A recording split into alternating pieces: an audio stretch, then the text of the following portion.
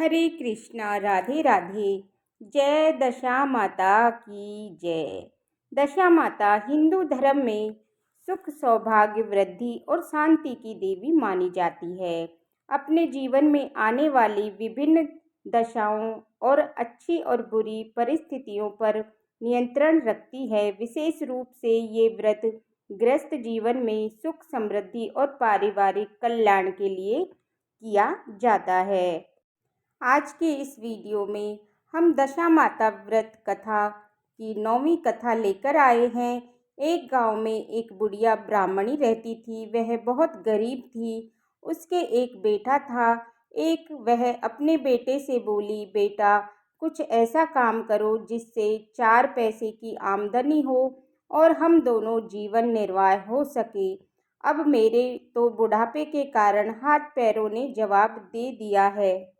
तब उसका लड़का गांव वालों के जानवर चराने लगा। एक लड़का पशुओं को पानी पिलाने नदी पर ले गया। वहां पर महिलाएं स्नान करके दशा माता का डोरा ले रही थी। उनके पास एक डोरा बच गया था। उनमें से एक स्त्री ने कहा कि इस लड़के से पूछो कि यह किसका है। एक स्त्री लड़के के पास जाकर पूछने लगी, तो तुम्हारे घर में कौन कौन है? तो लड़के ने केवल मेरी बूढ़ी माँ है। स्त्री ने लड़के को एक डोरा देते हुए कहा कि तुम इसे ले जाकर तुम अपनी माता को दे देना और कहना कि इसका पूजन करे और व्रत करे, और हमें तुम्हें सीधा पूजा की सामग्री भी देते हैं, इसे भी अपनी माता को दे देना। लड़के ने उनसे डोरा ले लिया।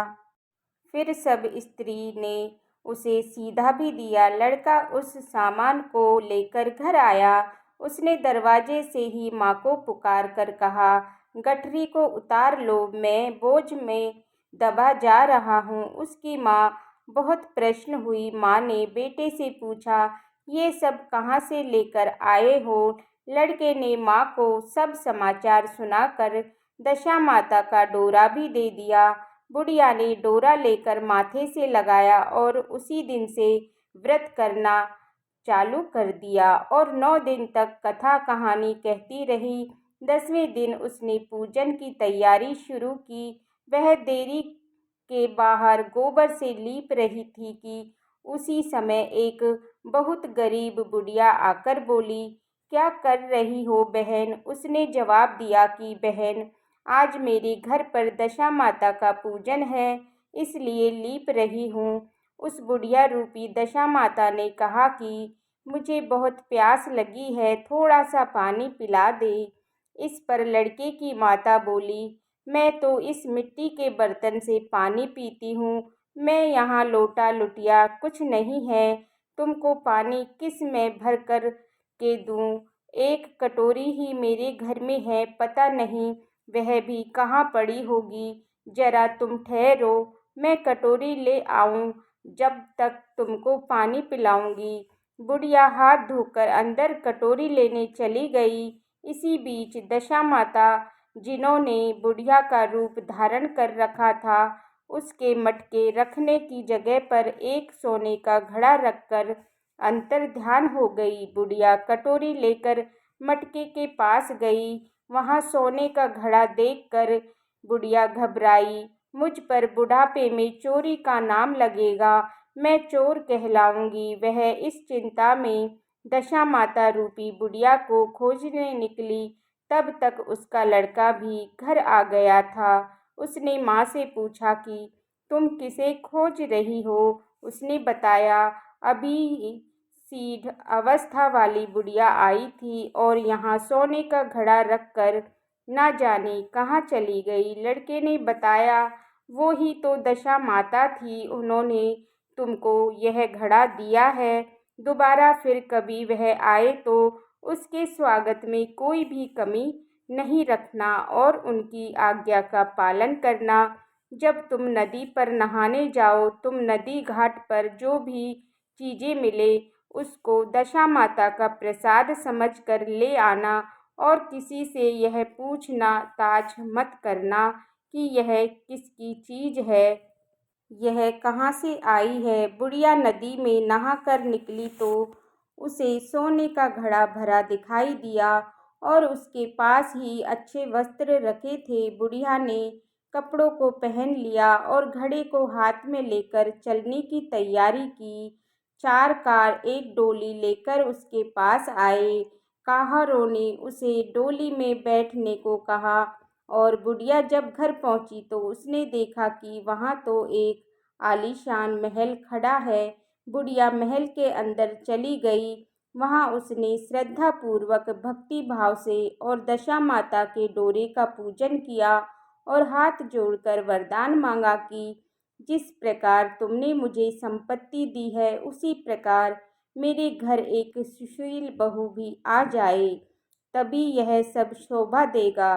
कुछ दिनों बाद लड़के का विवाह हो गया और बहुत ही सुंदर व सुशील बहू बुढ़िया के घर आ गई। बुढ़िया ने दोबारा दशा माता से वर मांगा कि जैसे मेरे बहू बेटे सुशील हैं और सज्जन हैं उसी प्रकार से पात्र पाऊं। कुछ दिनों बाद बुढ़िया के यहाँ पर एक पौत्र रूपी रत्न पैदा हुआ। एक दिन बुढ़िया ने अपनी बहू को अपने पास बिठाकर समझाया कि मेरी यह संपत्ति दशा माता की प्रदान की हुई है। उन्हीं की कृपा से तुम इस घर में आई हो। मेरे नहीं रहने के बाद यदि कोई मैले कुचेले कपड़े पहनकर धारण करके बुढ़िया तुम्हारे घर पर आए तो उसे आंचल के छोर से पोंछ डालना, घिन मत करना, उससे प्रार्थना करना, यह सब आपका ही दिया हुआ है तो है। जब भी दशा माता का डोरा लेना हो तब उसको तुम भी अवश्य लेना और श्रद्धापूर्वक उसका पूजन करना। जब भी तुम्हारे ऊपर संकट के बादल घिर जाएं तो सुहागनों को न्योता देना। दशा माता की कृपा से तुम्हारी सब इच्छाएं पूरी होंगी।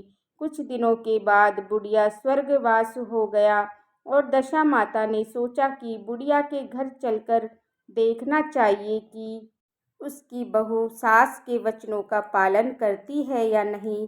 एक दिन दशा माता भिखारन का वेश रखकर उसके घर गई। उसे देखते ही बहू खड़ी हो गई, उसके पांव छुए और बालक को उसकी गोद में डाल दिया। उसकी श्रद्धा और भक्ति भाव को दशा माता बहुत ही प्रसन्न हुई। उन्होंने आशीर्वाद दिया कि तेरी धर्म बुद्धि है, भगवान तेरा सदैव कल्याण करके भंडार भरपूर रहेगा। तू जो इच्छा करेगी वही तुझे अवश्य प्राप्त होगा।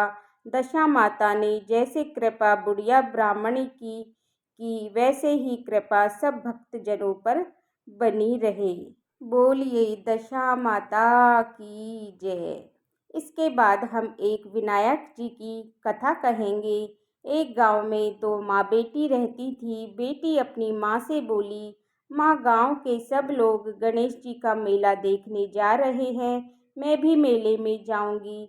माँ बोली, वहाँ पर तो बहुत भीड़ होगी, कहीं गिर विर गई तो चोट लग जाएगी। लेकिन बेटी ने जिद कर ली। तब माँ ने बेटी को 2 लड्डू और घंटी में पानी देकर कहा कि एक लड्डू तो गणेश जी को खिलाकर पानी पिला देना और दूसरा लड्डू तुम खाकर बचा हुआ पानी पी लेना। बेटी मेले में चली गई। जब मेला खत्म हुआ तो शाम को सब गांव वाले वापस आ गए, परंतु उसकी बेटी नहीं आई। वो गणेश जी के पास बैठी रही और एक लड्डू तुझको और एक लड्डू मुझको, एक लड्डू तुझको और एक लड्डू मुझको पूरी रात ऐसे ही कहती रही। तब गणेश जी ने सोचा कि यदि मैं आज लड्डू खाकर पानी नहीं पीऊँगा तो ये अपने घर नहीं जाएगी। वे एक लड़के का रूप बनाकर आए और लड़की से लड्डू लेकर खाया और पानी पिया और बोले, बेटी कुछ मांगो। तब लड़की बोली, मैं क्या मांगूं, मुझे तो मांगना नहीं आता। तब गणेश जी ने कहा, नहीं, जो आता है वो मांग लो।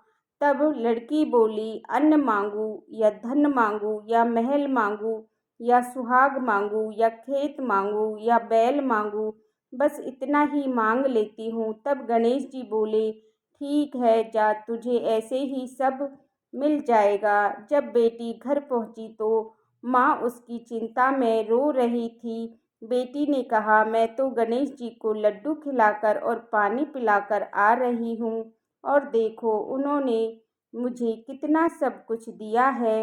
हे गणेश जी महाराज, जैसे उस लड़की पर कृपा की वैसे ही सब पर करना। इस कहानी को कहते सुनते हुंकारा भरते हुए सारे परिवार पर और हम पर सब पर कृपा दृष्टि बनाए रखना। अगर आपको ये दशा माता की व्रत कथा पसंद आई हो तो मेरी वीडियो को लाइक करना और मेरे चैनल को सब्सक्राइब करना और बेल आइकन बटन को प्रेस करना, जिससे कि आने वाली वीडियो का नोटिफिकेशन आप सभी को समय पर मिल जाए। और कमेंट बॉक्स में जय दशा माता की अवश्य लिखना। देखने के लिए बहुत बहुत धन्यवाद। जय दशा माता की जय। जय गणेश जी भगवान की जय।